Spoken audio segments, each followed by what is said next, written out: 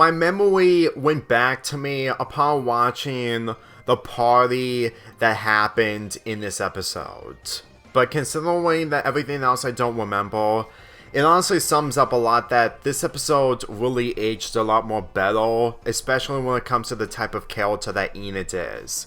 I would say that she is like Wendy from Gravity Falls if Wendy had focused episodes. And even then, despite the fact that both shows are different when it comes to Gravity Falls having 22-minute episodes while this show only has 11-minute episodes, I still think that Gravity Falls having 11-minute episodes isn't a good idea, but at the same time, it's the only scenario for most of the characters like Wendy Corduroy to have development in some of the way. But at the same time, OKKO is a different show that doesn't really take itself seriously whenever it goes over the top. With that being said, the premise of this episode, tiny pests who grew a liking towards Enid more than Kale and Rat, who tried to be cool, but at the same time, it didn't got the pests' attention.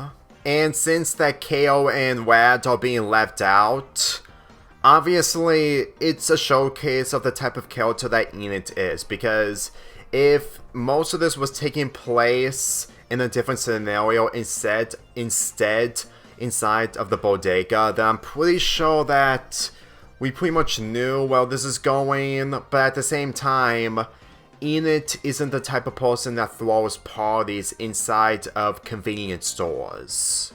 Or bodegas, if convenience stores and bodegas are the same thing. The Pests invite so many of the friends that there's so much havoc going on inside of the bodega, as one customer that KO focuses on needs to find that item that customer is looking for. But with the havoc getting much more complicated, it led to the Pests instantly push down most of the structure inside of the bodega that almost crushed KO. But Enid came in to save KO, which is a showcase of the type of character that she is. With how over the top this entire episode is when it comes to Rad trying to impress the Pests, along with the party going on, what happens towards the end of this episode,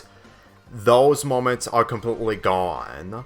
To the point that this show took a tone of peace and seriousness that really makes this show stand out when it has its moments of peace. She talks sense into them, with one of them using hashtag over everything that isn't meant to be popular, which this episode knew that hashtag would get annoying when some people do it.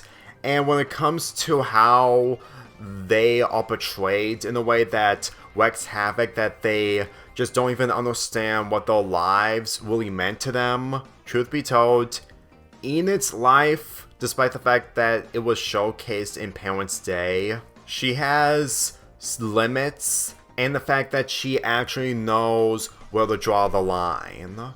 Truth be told, I would say the same thing about Wendy, but for how she's portrayed in the Love Gods episode, it's really hard to find her as a better character than Enid. Just because you may find Wendy attractive than Enid if you're looking at it that way, but when it comes to characters, in all honesty, Enid is a much more better character when it comes to how she's portrayed. Which isn't fair considering that Wendy never had an episode for herself.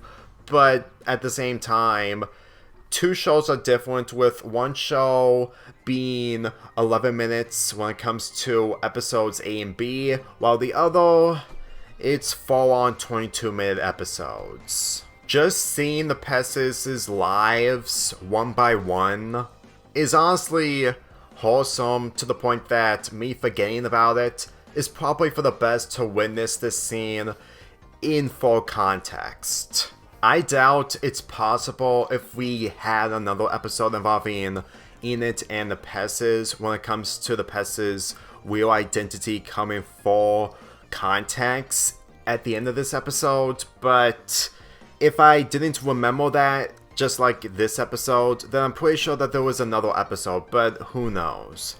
The way I see it, it made me think that they have some kind of potential, but then again, every other character in this show, when it comes to background characters, have potential, especially making more episodes. I don't want to be a broken record, so I'm just gonna leave it as it is for today's episode review of OKKO. With that being said, this episode is really good, and I really feel like that this is the type of episode that works for characters like Enid, which is why I'm giving this episode an 8 out of 10.